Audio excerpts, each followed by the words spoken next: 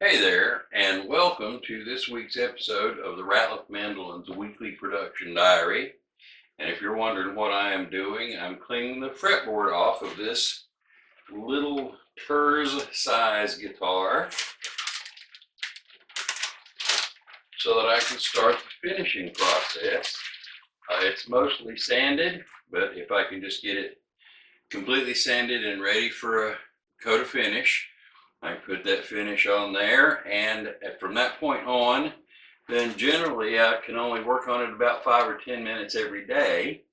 And as the finish progresses, and that gives me a chance to work on the other stuff, which is the play mandola parlor guitar thing, which I am also putting a coat of finish a day on, just a light swipe of Danish oil and letting that dry. And I'm going to do the same basic thing with this thing. And that once I get those two guitars that far along, like I said, 10 or 15 minutes a day on each of them, and then I can move on to the next jobs in line, which are, of course, that batch of mandolins that we're building. And I have laid some of those out last week, and then we have 2 or 3 mandolins that have to be built, and I brought some boards down from the lumber storage area here, and I've got it laying right behind you there, the big one. And we'll be cutting that board up probably this afternoon to try to break it down into the pieces that we're going to need to use to build a mandolin with. So, as always, I'm going to carry the camera around with me this week and take a video of anything that seems to be interesting or worth sharing. So come along, spend my week with you. Did I say that right?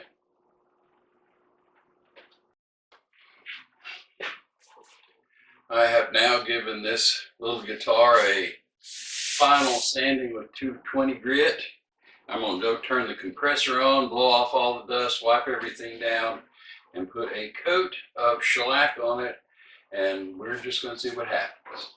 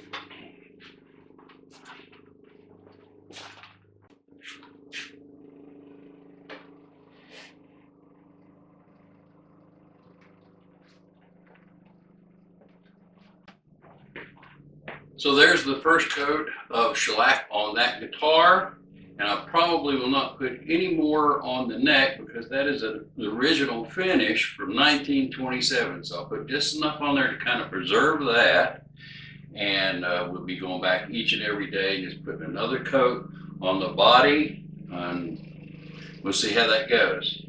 For now, we're going to take this big board right here, take it in the big room, do some drawing on it and some measurement, and start cutting at least some of this board up for mandolin parts.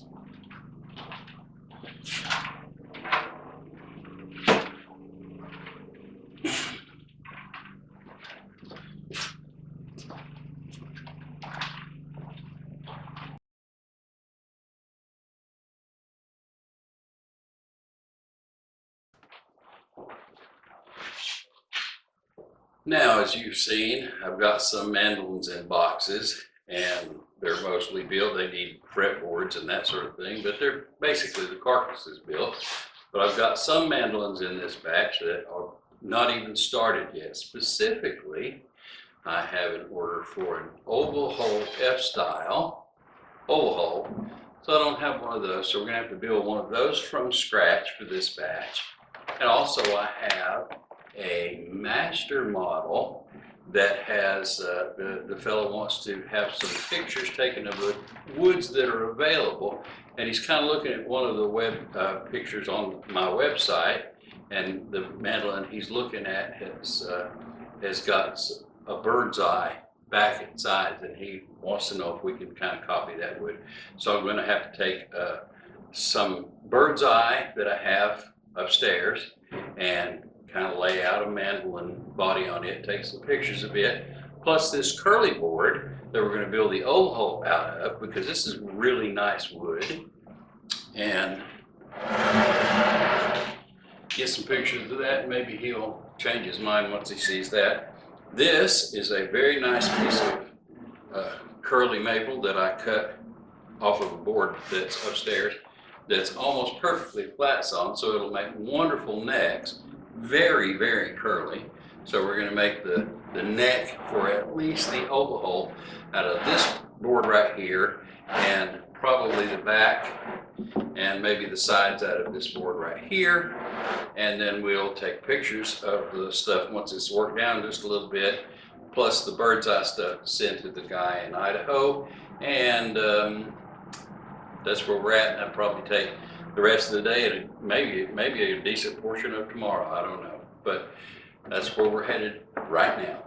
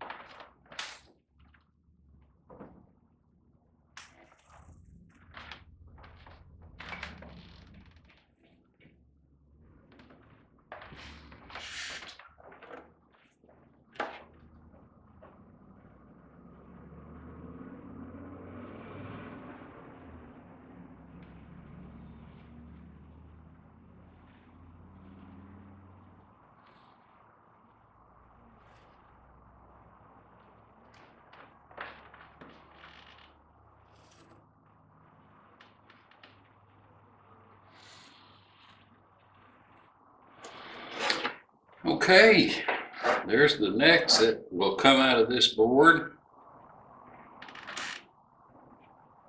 9 of them, plus a couple of places where we'll get peghead ears out of.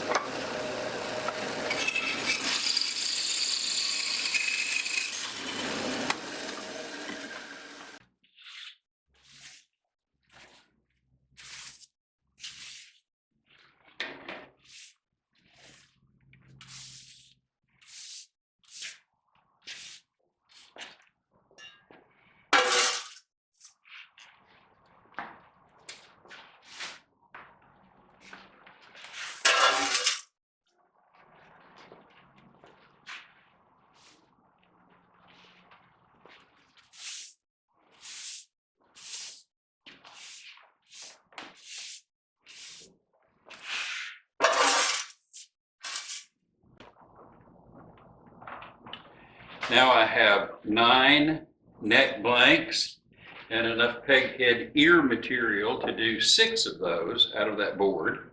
So we're going to clean these up a little bit so we can take a better look at them, and I'll do that on the sander.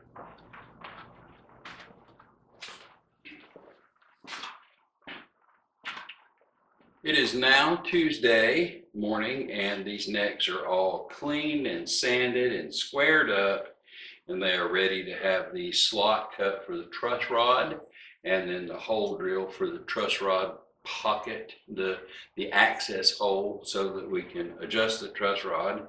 So that's next on the agenda. I'm going to pull out the table saw and cut the truss rod slots.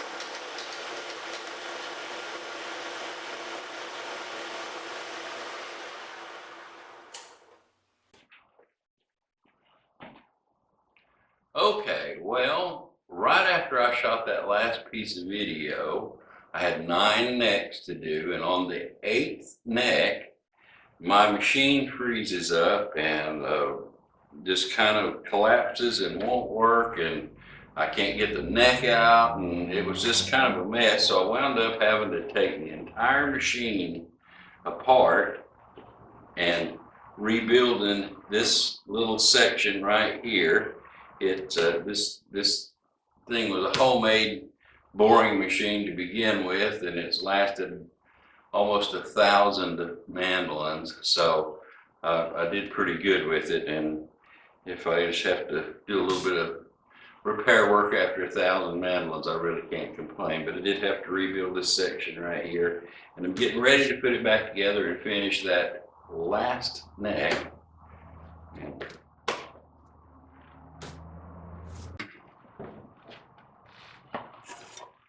Now, moving on to the next job at hand, we're going to get some backs and some sidewood out of this big, wide curly maple board. This board is 14 some inches long or wide, and it's about 8 feet long.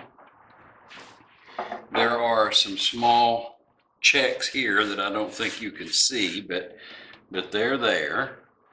About a minimum mandolin back length is a little more than 14 inches. Well, right at 14 inches.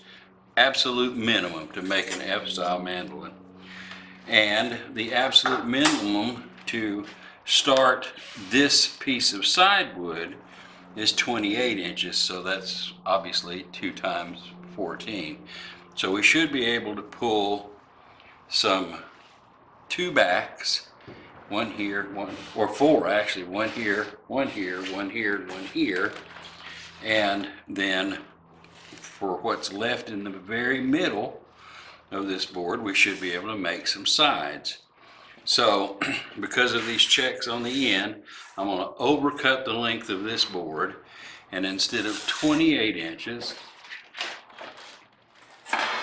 I think I will just go ahead and go probably 32 or 33 inches. Let's say this right here.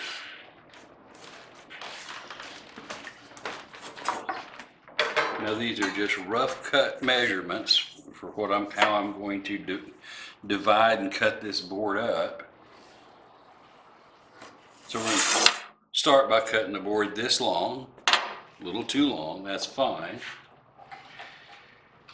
The absolute widest that you want here is 5 inches and something or other. Well, right at 5 inches, and then you also have just a little bit longer because of this point right here, so 5 inches. I usually like to go with 5.5, especially if you've got a rough board here that you're going to join for your back halves. Lots of times you can eat up an awful lot of wood right there, so we're going to go ahead and go with 6 inches. So I'm just going to measure over here. Yeah, let's make it 5 7/8. 5 7/8. Same here. And I can afford to be generous. In other words, I'm really saying that I can go on the outside line and make it 6.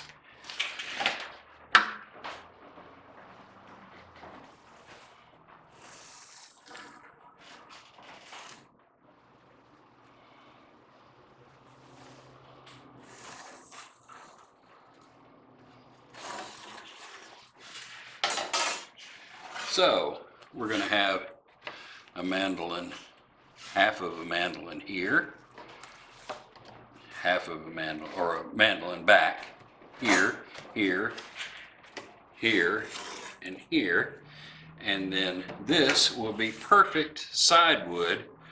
This board is exactly the right thickness, so we're just going to turn it up when we get this part sawed out, and just start sawing side wood slices. And it's, I don't know if you can see it yet, but especially visible right there on the side, it's terribly curly. So this will be a wonderful board. I'm going to get the skill saw out, zip that right there, probably set up the fence on either the table saw or the bandsaw, and slice these pieces off, and then we can go from there in what we need to do to fix this so that we can glue back halves together.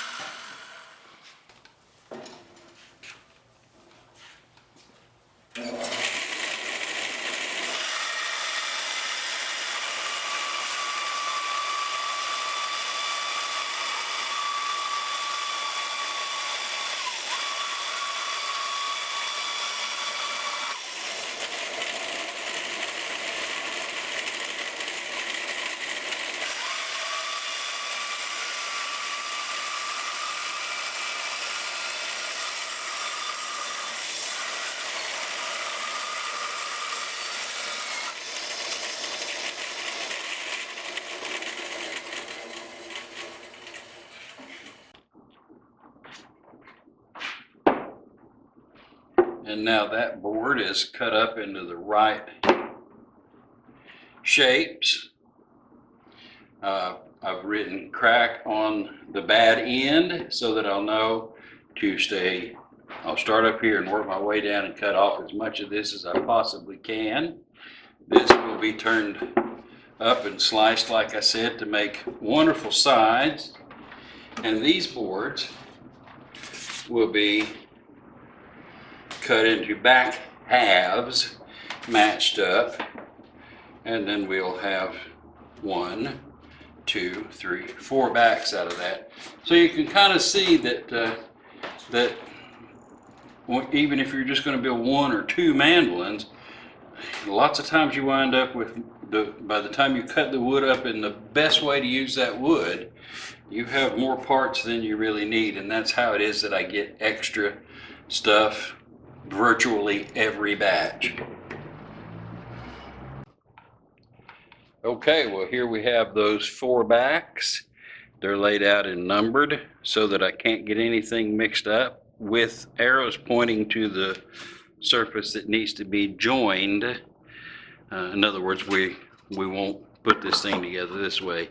The 2 arrows have to be pointing at each other, and those will be the backs that we have. Now the whole thrust of the last couple of days' labor has been to get enough wood ready to show 2 different mandolin sets of wood for the customer for mandolin number 10.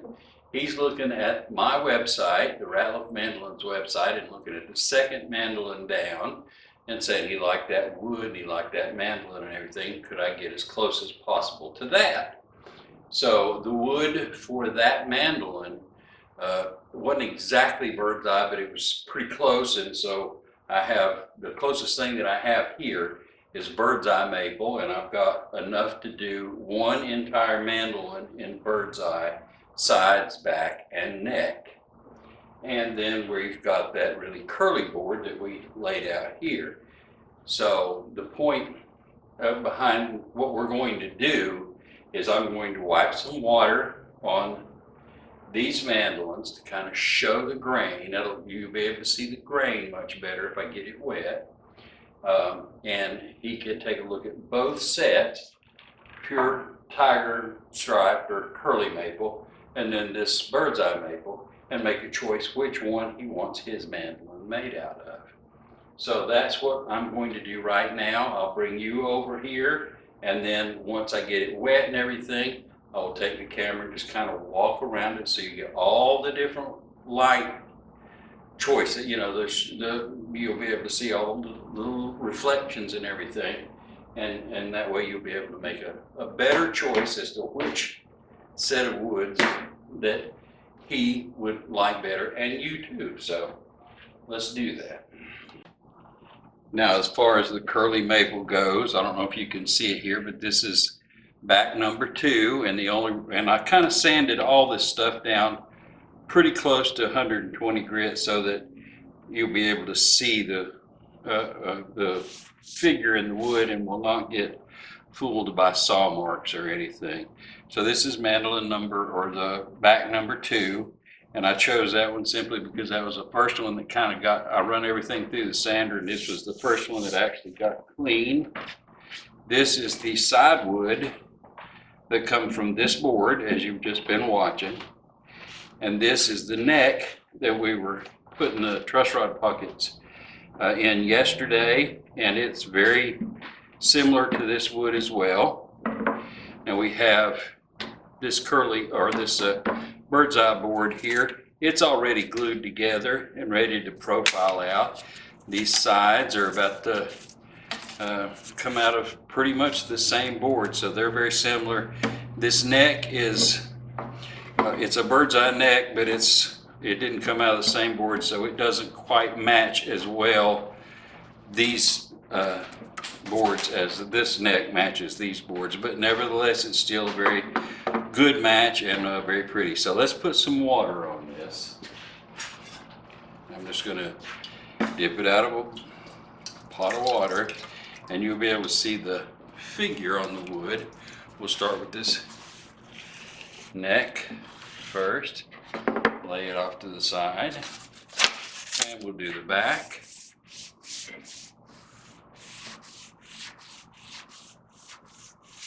Bird's eye is a very unusual wood.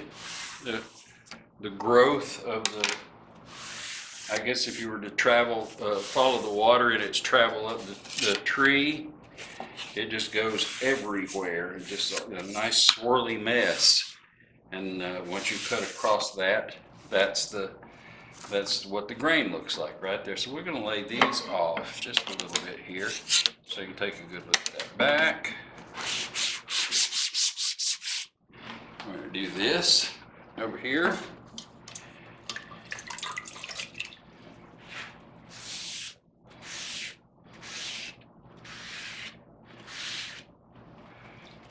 Now that's nice curly wood too. And the sides come out, like I said earlier, come out the same board, and this is very close. So now I'm going to take the camera and just kind of walk around so you can see this from all different angles.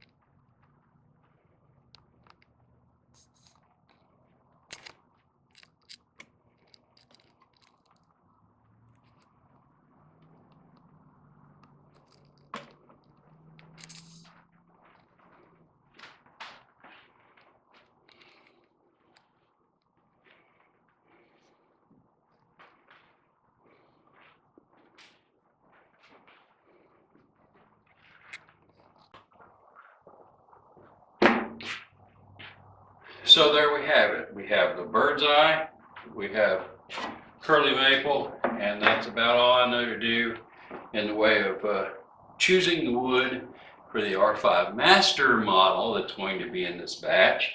And so we'll await the customer's decision, and then we'll proceed with bending sides or whatever needs to be done to build these mandolins, or this mandolin.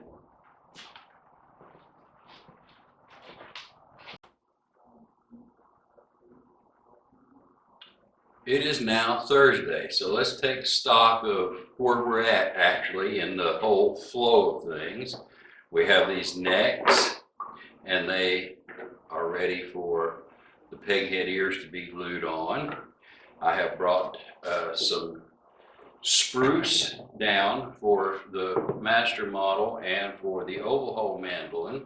I brought down 3 tops here, and we'll surely get do out of that. We have these backs here that are ready to be joined together and then glued together. So that needs to be done, and we have this big board here that we're intending on cutting into sides, and so that needs to be done. Necks, tops, backs, and sides, and I assure you that that'll take up the rest of my week, I am sure. So that's what I'm going to start on today, and that's where I'll be tomorrow. See you then.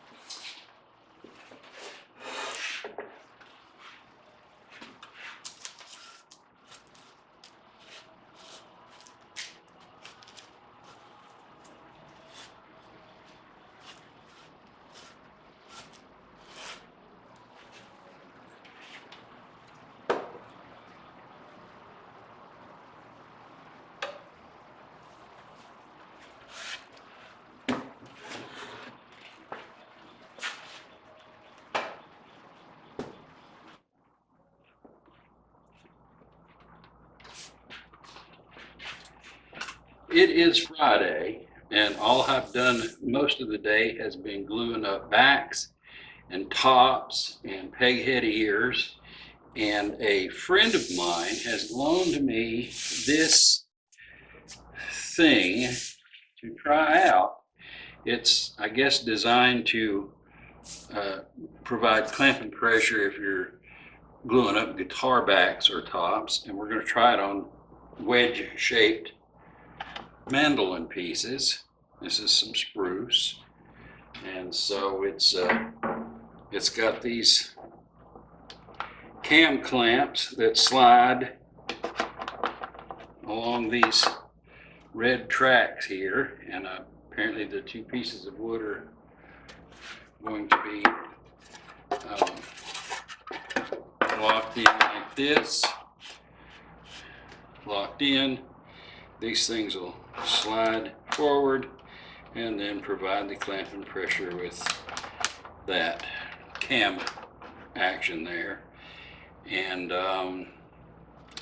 believe it or not, I think these big eye bolts are for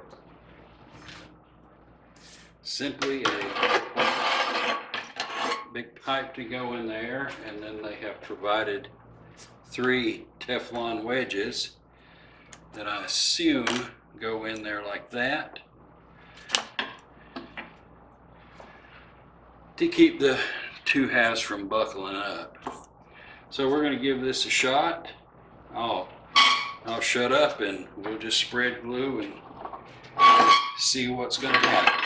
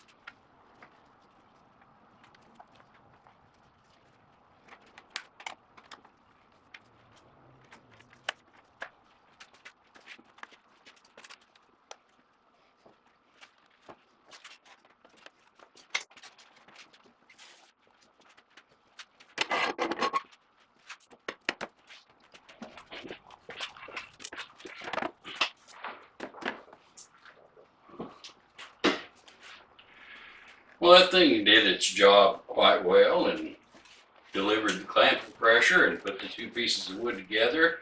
I didn't seem to have any kind of issues with it at all. So I don't know if that's purely a guitar tool or if you use that for other things, but I think it was loaned to me as a thing to do guitar with. And so it worked quite well on mandolins, and there you have it. So it's a little bulkier than my normal 3-pipe system, but I didn't have any big issues with it anyway. So now I know this video's gotten pretty long, and I appreciate you sticking all the way to the very end with me. And I'll close the video off now and ask you to come back and visit next week on the next episode of the Ratliff Mandolins Weekly Production Diary, and we look forward to seeing you then. Until then, have a happy and safe week, and we'll see you next time. Bye.